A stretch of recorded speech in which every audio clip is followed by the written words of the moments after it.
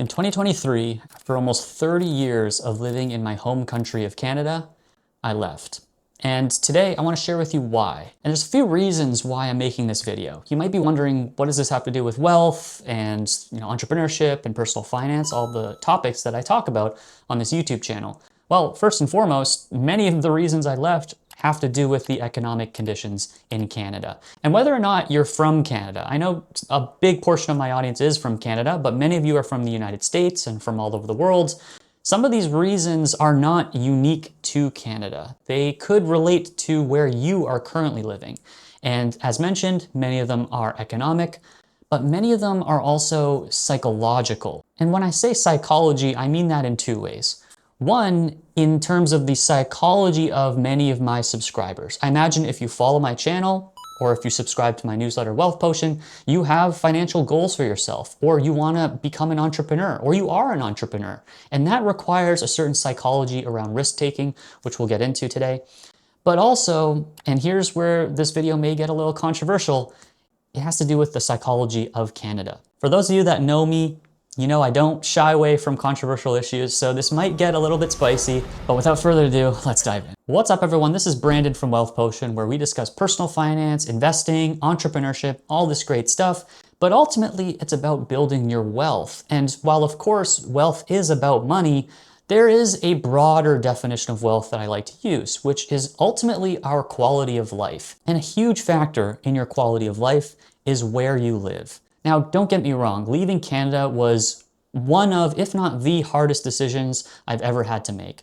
My family is in Canada. My parents are in Canada, all my cousins and my aunts and uncles are in Canada. The vast majority of my friends are in Canada. And now I live in Seoul, South Korea, which is not a short jaunt away. It is a 14, sometimes 15-hour flight, and that's if you're flying direct. So I want to start off by saying this was a very difficult decision. And if you are watching this video because you are thinking of leaving Canada or just your home country, I empathize with you because it is a very difficult decision.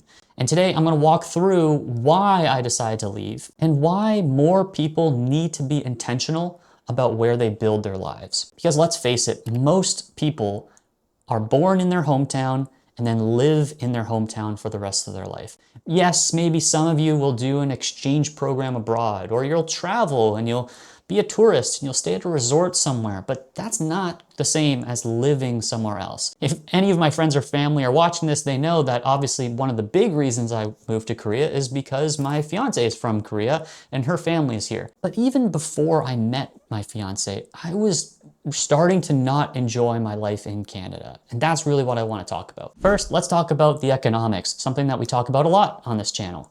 And if you look at the economic situation in Canada, it's pretty dire. First and foremost, the Canadian dream is dying. Many of us young millennials and Gen Z and Gen Alpha were told when we were young that in order to be financially successful, all we need to do is buy a home. Get on the property ladder. And again, this is not unique to Canada. This, I'm sure, applies to the United States, to many places in Europe, to Australia, to most of the Western world. The problem is that housing is incredibly expensive. And actually, if you compare Canada to the United States, Canada is doing way worse. You can look at the house price to income ratio, you can look at the price to rent ratio. Canada's economy is so dependent on real estate that it is basically a house of cards that is waiting to fall. Now, I want to be very clear here. Buying a house can still be an extremely smart financial move, but you have to understand, and we'll do another video on this in the future, so subscribe to Wealth Potion. But the reason why buying a home is so effective at building wealth is because of leverage. It's because you're borrowing a ton of money through a mortgage, which is often paid off over 10, 20, 30 plus years. And while leverage can make you very, very wealthy, it can also completely wipe you out. And if you really can't wait for that future video, you can check out this week's newsletter on wealthpotion.com, where I talk about one very specific, very sinister element of the Canadian housing system, which is the fixed fixed payment variable rate mortgage. In short, there are many homeowners in Canada right now that started with a 30-year mortgage that have extended to 32, 35, 40 years of debt. And again, it's because young Canadians were sold this bill of goods that if you want to build your wealth, all you need to do is buy a home. And owning a home in Canada, while like I said, it can build your wealth, it is like playing a giant game of musical chairs, because if the music stops, everyone is going to be in trouble. Not to mention, when you own a home, it is very illiquid, a topic we've talked about before, but basically you are tied down to Canada. And ultimately, that's one of the takeaways for today's video, which is be intentional about where you want to build your life. Is that the economic, political, cultural climate that you would like to meet your spouse or settle down with your spouse or have kids or have your kids grow up? These decisions that you make early in your life, I know my average demographic here on YouTube is around my age or skews a little bit younger. These are incredibly important decisions, and I think many people sleepwalk their way into those decisions instead of really thinking about them. Home ownership aside, that's just the tip of the iceberg when it comes to Canada's economics. One of the data points that you can use to look at this is GDP per capita. And compared to 2016, so 10 years ago, GDP per capita in Canada is basically flat, which essentially means that Canada's economy is not growing on a per capita basis. Sure, Canada's GDP is getting larger. On an individual basis, it's not. Another economic metric we can use is the Canadian dollar, which is weakening compared to the US dollar. I could go on and on. We could look at the stock market. We could look at the technology and startup and entrepreneurial scene in Canada. Again, I don't want this to be kind of a doom and gloom video. There are many great things about Canada.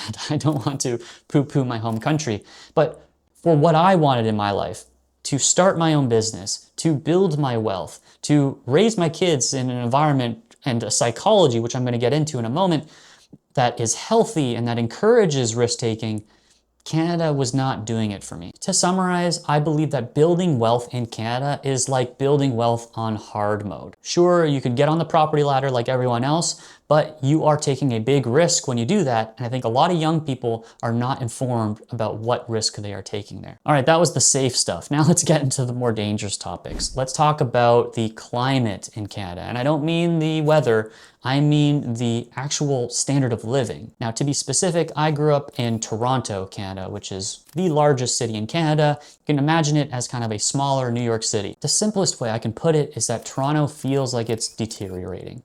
I know that sounds really harsh, but if you look at some of the data, if you look at the homelessness, specifically youth homelessness, if you look at youth unemployment, if you look at food bank usage, all of this data is not looking good when it comes to Canada-wide, but specifically Canada's big cities. I grew up in one of the not so nice neighborhoods in Canada. And to be clear, again, like these neighborhoods are not nearly as bad as some of the inner cities in the United States. Like overall, Canada is a lot safer than the United States, but I still saw the trajectory of Canada, the trajectory of Toronto in particular, was not moving in a positive direction. I felt like the city was becoming less safe, less clean, less convenient. Just as a funny anecdote, I went back to visit Canada, as many of you know, recently, and here in Korea, there's like 20 or more subway lines, and they're building new subway lines all the time. When I went back to Toronto, Toronto had gone from 4 subway lines to 3 subway lines. So they actually lost a subway line. Near where I was staying in Toronto, they've been building a new light rail transit line. They've been building it for 10 years. The infrastructure in Canada is quite frankly a joke. And if you've spent any time in Korea or Japan or Singapore or even China, you know that Asia has this stuff figured out. And it's very hard to go back from one of these countries to a place like Canada. I've shared this anecdote in the past as well, that when I moved to Korea, I experienced a bit of a culture shock. But the bigger culture shock was going back to Canada for the first time and realizing just how slow things move back there. So again, not to get too negative, Canada has a lot of great things going for it, but this video is about why I left, so I'm going to focus on some of the negatives. And without getting into too much of the political side, I do want to talk about the psychology of Canada, because that's something I think is fairly unique. I was talking to a friend recently about some of these issues, that it felt like Canada, and particularly Toronto, was kind of eroding, and things were kind of slowing down and things weren't evolving. And their sentiment was that, this is just how the way it is. This is how big cities are. That is really what I mean by the psychology in Canada. There is a very strong groupthink in Canada. I don't even just mean politically. Politics is for another video. I try to stay out of politics on this channel. But just in general, Canada is seen as a comfortable place to live. Not particularly a place where you want to go and take risks. It's not a place really if you want to be an entrepreneur or if you want to be a divergent thinker in some way. Now, to be clear, this has some benefits. More groupthink means that society is a little bit more cohesive. People have more in common. And Canada has had this reputation for being a cultural melting pot ever since I can remember, and probably going back at least a century. But there is a negative side to groupthink. There is this kind of bubble mentality in Canada that Canada is great and nothing needs to be fixed. And I think a big part of it has to do with Canada being right next to the United States. Canadians love to compare Canada to the United States and see, look at how much better we have it here. Healthcare being a great example. Everyone in Canada says Canadian healthcare is great because it's so much better than the United States healthcare. But again, if you spent any time in Asia or in many regions in the world outside of North America, you know that Canadian healthcare has a ton of issues. I shared recently on the channel that I was diagnosed with cancer last year. Thank God that I'm cancer-free now. I had surgery and I didn't need chemo or radio treatment, but I am convinced that I would not have found my cancer in Canada. There is very little stress on preventative medicine. Yes, Canadian healthcare is free, and that is amazing when you compare it to the United States, but there are long wait times. The medical system is generally risk averse. They don't want to put patients to unnecessary tests if they don't think that there is a clear illness there. And as I mentioned, my cancer had 0 symptoms, so there was no way in the Canadian healthcare system I was going to be able to get a CT scan or an X-ray in a short amount of time. So maybe, hypothetically, they would have caught my cancer, but it might have taken 6 months, a year, 2 years before they had found it. And who knows where I'd be. Again, healthcare is just one example, but there's one more story I want to share on this because it is relevant to the economic situation of Canada. It gets a little bit into politics, but I'm going to try not to make political commentary here. Many of you may know Ontario, so the province in Canada where Toronto is, had the longest lockdowns from COVID outside of China. Korea, for comparison, had no lockdown, so just some food for thought there. But during the lockdowns in Canada, there was a kind of notorious protest called the Trucker Convoy, where truckers from all over Canada drove across Canada, so a huge landmass, to go to Parliament Hill, which is Canada's federal government, to protest many of the government regulations and requirements that they were setting on the people. Again, I'm not going to comment on the politics of this, whether you agreed with the protests or if you think that they were violent or what have you. There was something very specific that happened, which is that the Canadian government invoked the Emergencies Act to freeze the bank accounts, not just of the truckers, but from anyone in Canada that had donated money through online platforms like GoFundMe to the trucker protests. That really shook me wide awake. The federal government had just froze the bank accounts of its citizens that it disagreed with on politically, that were protesting the government. This is a kind of story that you would expect to hear out of Russia or China. And the reason I share this is, not necessarily about the politics per se. It was about the public reaction.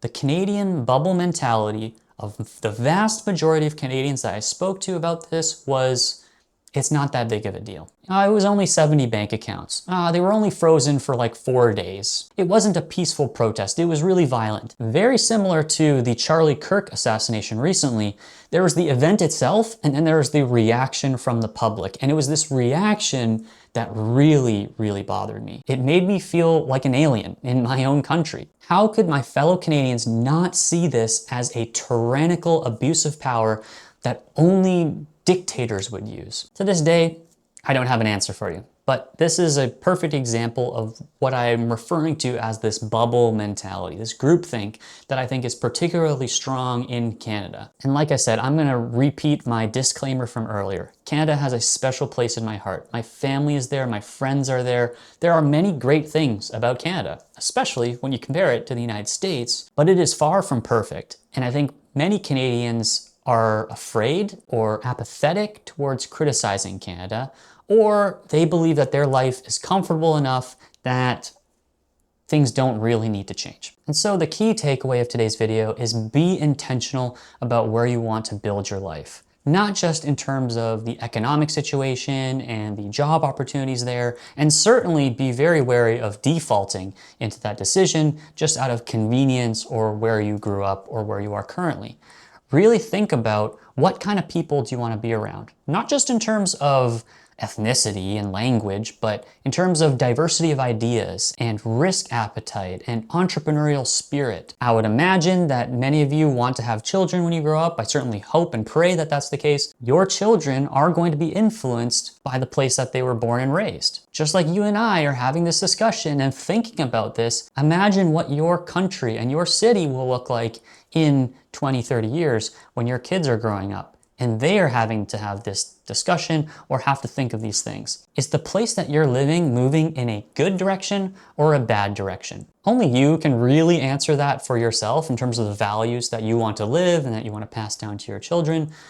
But I implore you to really think hard about that. And as an aside, you may have noticed that many of my videos here at Wealth Potion are designed to make you think. For those of you that watch to the end of these videos, of course, I want you to watch more of my videos, but I hope that you don't just click onto the next video right away and just start scrolling and watching the next thing. That these videos actually make you think. They make you take a step back. They make you pull out your journal or pull out your phone and your notes app and start to really think about these things, because that's ultimately why I'm sharing these things with you. Building wealth, both from a monetary financial independence standpoint, but then also achieving the life that you truly want to live, it requires a lot of reflection and a lot of introspection. And I really hope that you guys take some of that away. And on that note, I'm not going to send you over to another video about the economy and all that. There's a very important video that I made earlier in my YouTube career about opening your mind. Open-mindedness, I believe, is going to be one of the most important skills as AI becomes more and more powerful and information becomes freely available. So if that sounds interesting to you, check out this video here. Either way, I really appreciate you, and I'll see you next time.